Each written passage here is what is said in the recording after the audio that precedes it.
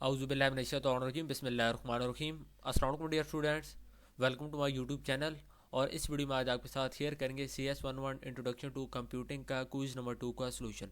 Semester fall 2022 CS11 introduction to computing का quiz number 2 जो कि ग्रेडेड है, आप लोगों को ओपन हो गया और 19 दिसंबर को ओपन हुआ है। इसकी लास्ट डेट 21 दिसंबर है। ठीक है, 3 दिन का टाइम आपके पास है, तो इसमें आप लोग इस क्विज़ को ईजिली अटैम्प्ट कर सकते हैं। यहाँ पे 69 रीडिंग डिपेंडेंसी के अंदर आपको एक वैल्यू शो हो रही है।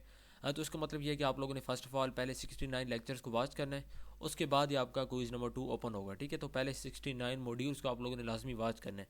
अगर आप इनको वॉच नहीं करेंगे तो आप लोग क्विज़ को अटैम्प्ट नहीं कर सकते। तो मेरे पास यहाँ पे 69 लेक्चर ऑलरेडी वॉच्ड है। तो चलिए हम अपना क्विज़ को अब स्टार्ट करते हैं। और इसके क्विज़ के अंदर जो मैं एमसीक्यूज़ आपके साथ अभी आपके सामने यहाँ पे शेयर होंगे। ठीक है, तो आपके सारे के सारे एमसीक्यूज़ वहाँ से नहीं आएंगे।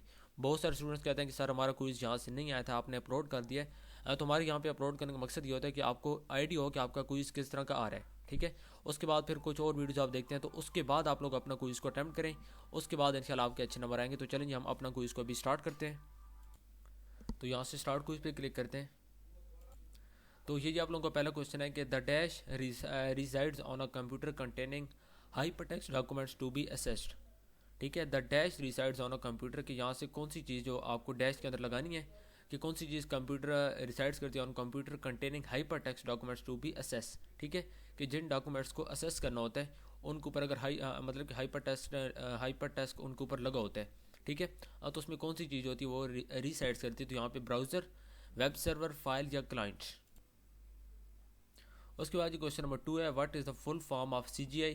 तो CGI की जो फुल फॉर्म है वो क्या होती है? Console gateway interface, collaborative gateway interface, common gateway interface या कलेक्टिव गेटवे इंटरफेस। तो CGI जो होता है ये होता है कॉमन गेट इंटरफेस की फुल शॉर्ट फॉर्म होती है। ठीक है, कॉमन गेट इंटरफेस, यहाँ पे सी ऑप्शन जो है ये आपका करेक्ट होगा।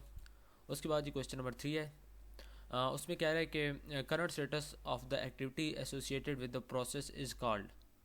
कि जो करंट स्टेटस होता है किसी भी एक्टिविटी का एसोसिएट करते हैं प्रोसेस के साथ, उसको हम क्या कहते हैं? प्रोसेस स्टेट कहते हैं, प्रोसेस स्टेटस कहते हैं, या प्रोसेस क्लास कहते हैं, या प्रोसेस एसोसिएशन कहते हैं।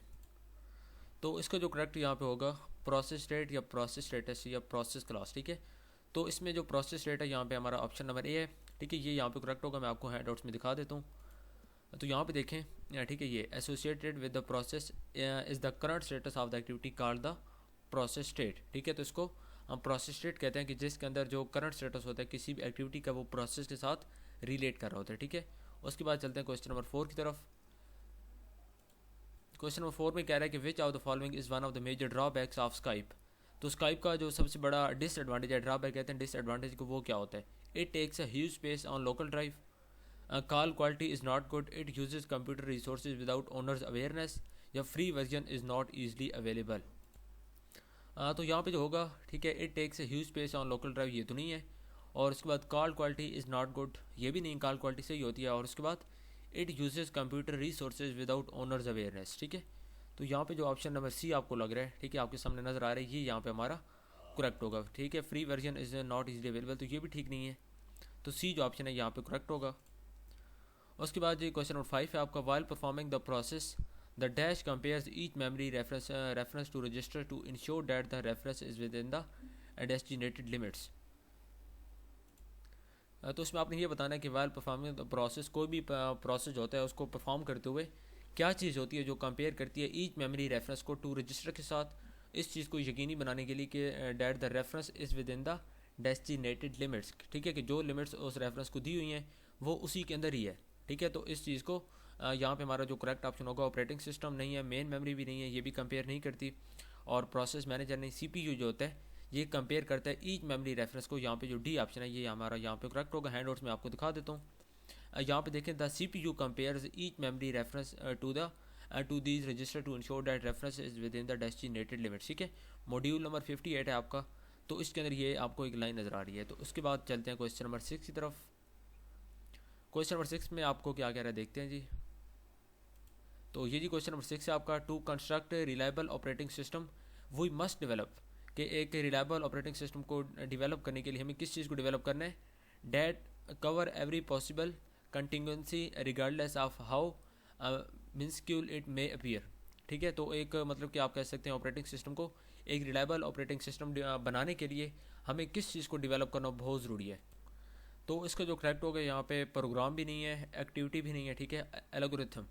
तो एल्गोरिथम्स जो होते हैं इनको ऑपरेटिंग सिस्टम को एक रिलायबल ऑपरेटिंग सिस्टम डेवलप करने के लिए या बनाने के लिए जो एल्गोरिथम्स होते हैं तो इनको डेवलप करना बहुत ज़रूरी होता है, ठीक है। एल्गोरिथम जो कि ऑप्शन नंबर सी है, कमांड भी नहीं है, ठीक है। तो सी में आपको जो यहाँ पे नज़र आ रहा है एल्गोरिथम हमारा यहाँ पे करेक्ट आंसर होगा। यहाँ पे हैंडआउट्स में आपको दिखाता हूँ, टू कंस्ट्रक्ट रिलायबल, ठीक है। यहाँ पे देखें कवर एवरी पॉसिबल, यहाँ पे डेवलप एल्गोरिथम, ठीक है। तो सी ऑप्शन जो है हमारे यहाँ पे करेक्ट होगा। उसके बाद चलते हैं क्वेश्चन नंबर 7 की तरफ। क्वेश्चन नंबर 7 में आपको कह रहा है कि Google drive is an example of. तो गूगल ड्राइव यहाँ पे किस चीज़ का एग्जांपल है?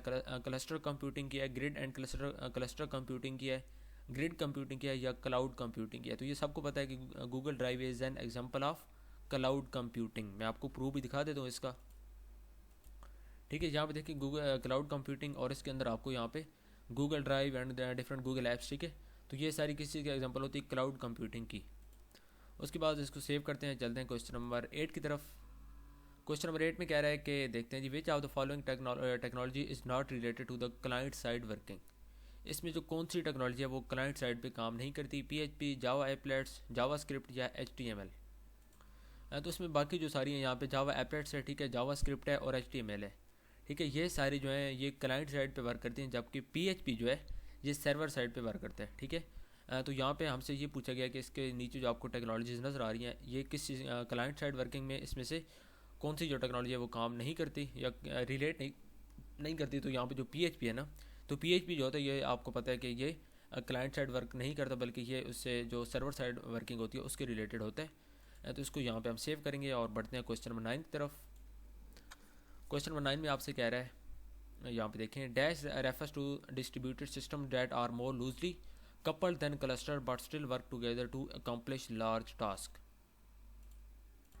तो इसमें आपने बताना क्या है कि डैश रेफर्स टू एक चीज़ की यहाँ पे parallel computing, quantum computing, cloud computing या ग्रिड कंप्यूटिंग।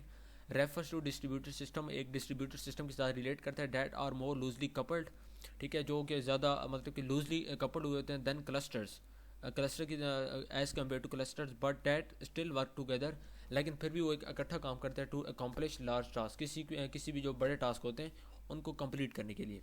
तो यहाँ पे पैरेलल कंप्यूटिंग तो नहीं है, उसके बाद क्वांटम कंप्यूटिंग भी नहीं है, क्लाउड कंप्यूटिंग और ग्रिड कंप्यूटिंग, ठीक है। तो यहाँ पे करेक्ट जो होगा वो होगा ग्रिड कंप्यूटिंग। तो ग्रिड कंप्यूटिंग यही काम होता है कि distribute system that are most loosely coupled, ठीक है, देन क्लस्टर। तो ये क्लस्टर लाजमी बात है, क्लस्टर यहाँ पे आ रहा है, तो क्लस्टर की बजाय यहाँ पे हमारा क्लस्टर, तो ग्रिड जहाँ पे जो हमारा करेक्ट आंसर होगा। मैं आपको हैंडआउट्स में इसका प्रूफ दिखा देता हूँ। यहाँ पे देखें, grid computing refers to distributed system that are more loosely coupled, ठीक है।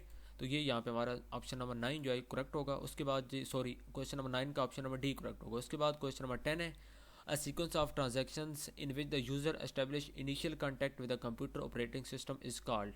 अ सीक्वेंस ऑफ ट्रांजैक्शन का एक सीक्वेंस होता है जिसमें यूज़र एस्टेब्लिश करता है अपना एक initial contact with the computer operating system के साथ, उसको हम कहते हैं लॉग इन, लॉग आउट या प्रोसेस या बूट स्टेट। तो इसमें लाजमी बात है यहाँ पे सीक्वेंस ऑफ ट्रांजैक्शन के एक लॉगिन जो होता है, ठीक है, ये सीक्वेंस ट्रांजैक्शन का एक सीक्वेंस होता है जिसमें यूज़र एस्टेब्लिश करता है, ठीक है, किसी भी कंप्यूटर का जो ऑपरेटिंग सिस्टम होता है उसके साथ अपने इनिशियल कॉन्टैक्ट को। तो लॉगिन जो है यहाँ पे हमारा करेक्ट आंसर होगा।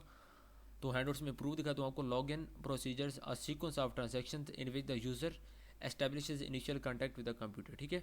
तो ऑप्शन नंबर जो क्वेश्चन नंबर 9 है इसका, सॉरी 10 है इसका, हमारा ऑप्शन नंबर ए करेक्ट है। तो इस तरह यहाँ पे हमारा जो क्विज़ नंबर 1 था क्विज़ नंबर 2 CS11 का कंप्लीट हो गया, और उम्मीद करता हूँ कि इसमें से आपको कुछ ना कुछ क्वेश्चंस लाजमी रिपीट होंगे, ठीक है। तो अगर आप चैनल पे न्यू हैं, काइंडली चैनल को सब्सक्राइब कर लें, उसके साथ लगे बेल आइकन के बटन को आप लोग लाजमी प्रेस कर लें, ताकि आगे जितनी भी मैं इस तरह की वीडियोज़ अपलोड करूँगा आपको उसका फ़ायदा हो सके, ठीक है। मिलते हैं नेक्स्ट वीडियो में, टिल देन अल्लाह हाफिज़, थैंक यू सो मच।